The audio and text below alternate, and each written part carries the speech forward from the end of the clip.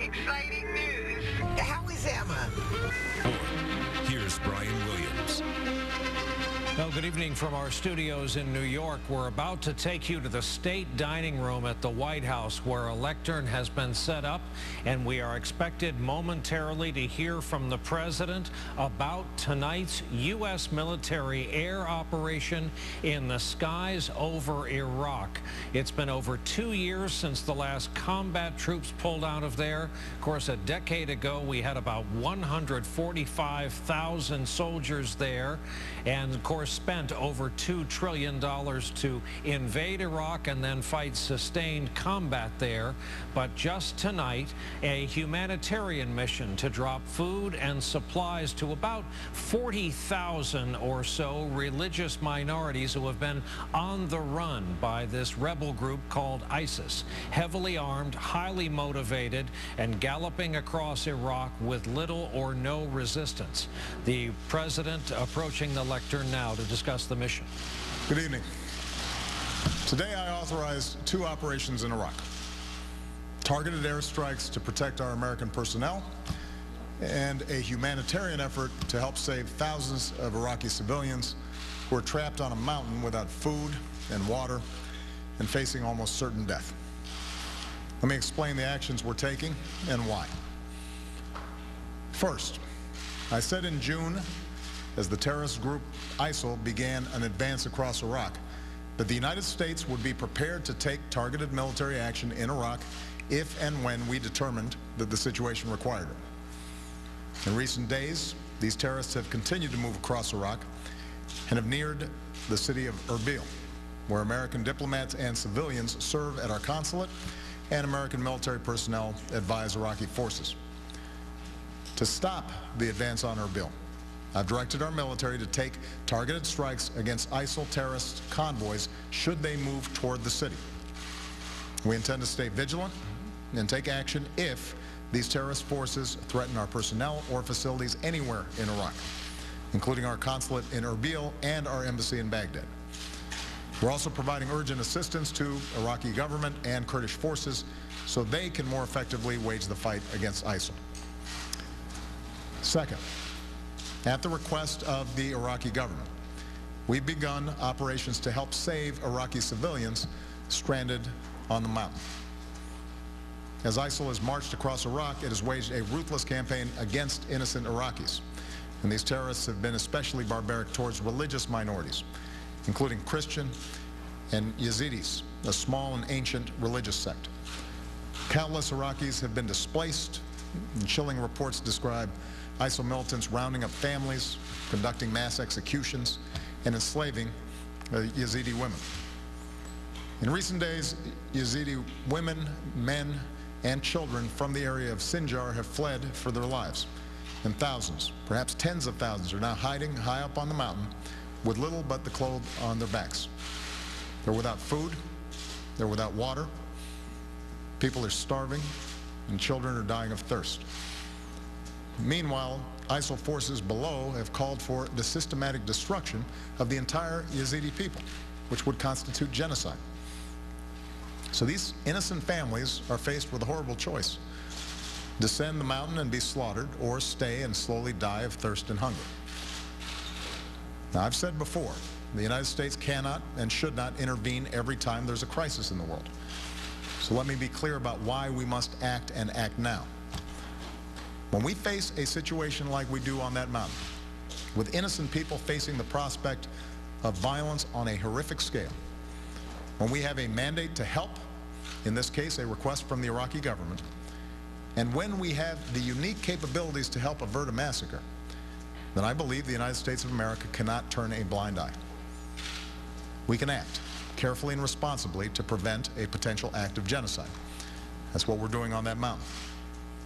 I've therefore authorized targeted airstrikes, if necessary, to help forces in Iraq as they fight to break the siege of Mount Sinjar and protect the civilians trapped there.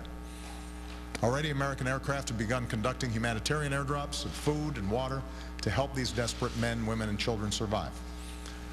Earlier this week, one Iraqi in the area cried to the world, "There is no one coming to help." Well, today America is coming to help. We're also consulting with other countries and the United Nations who have called for action to address this humanitarian crisis. I know that many of you are rightly concerned about any American military action in Iraq, even limited strikes like these. I understand that. I ran for this office in part to end our war in Iraq and welcome our troops home, and that's what we've done. As Commander-in-Chief, I will not allow the United States to be dragged into fighting another war in Iraq.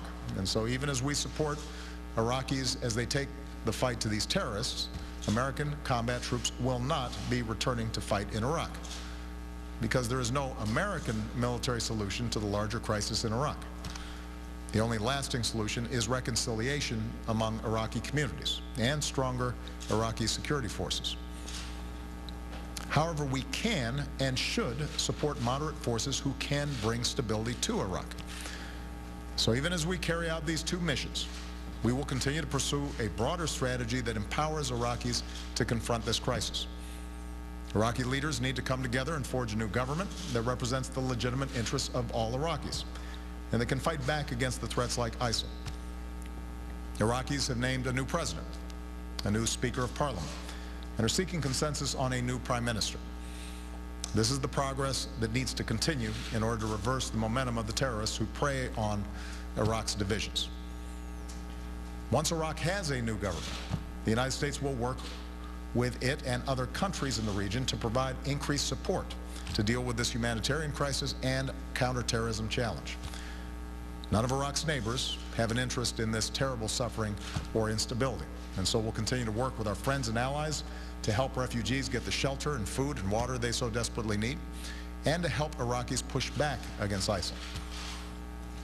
The several hundred American advisors that I ordered to Iraq will continue to assess what more we can do to help train, advise, and support Iraqi forces going forward.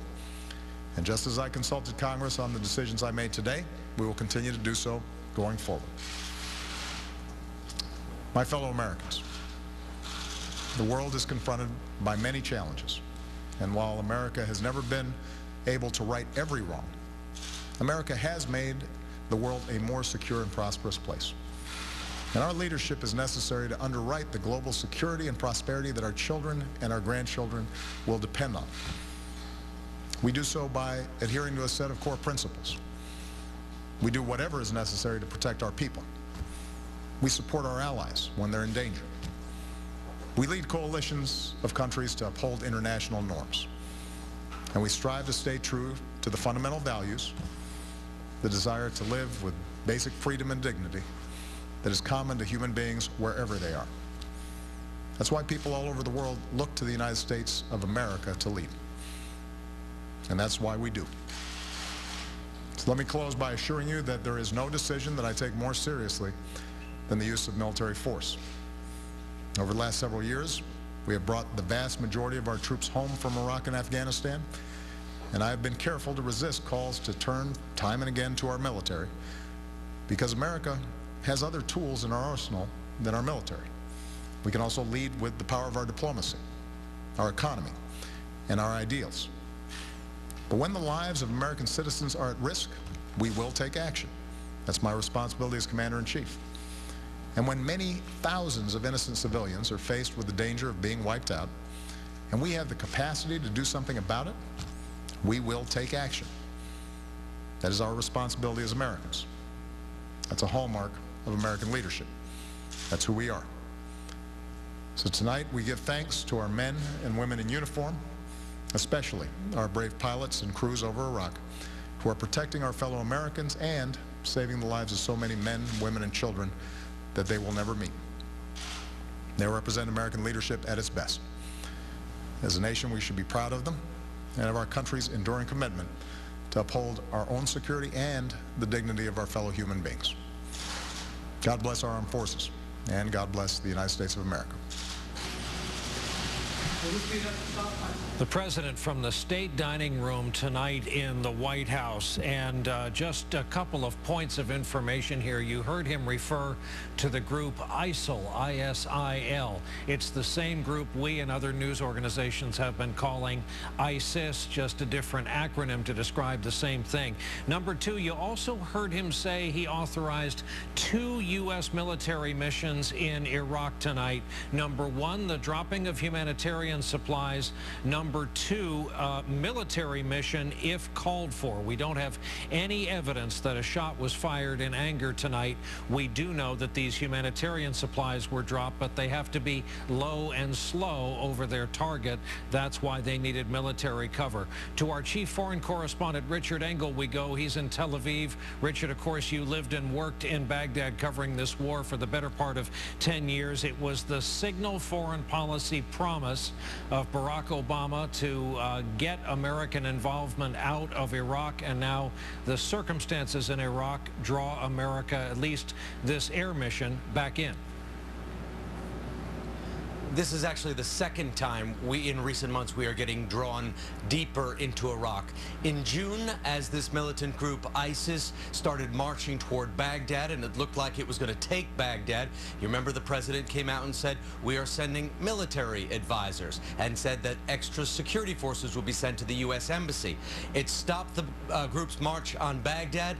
But what did the group do? It started marching toward the city of Erbil, which is now threatened, and marched toward these minority populations, driving tens of thousands of people up into the mountains where they are starving. So now a humanitarian relief mission and possible airstrikes to prevent the militants from getting to Erbil and prevent the militants from getting up that mountain. So with each passing month, the U.S. is trying to contain this militant group and is finding itself more involved in Iraq.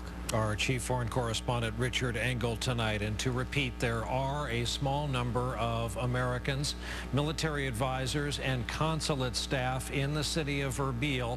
The president certainly indicated tonight the U.S. military would make a stand should they be threatened with any immediate danger from this group called ISIS.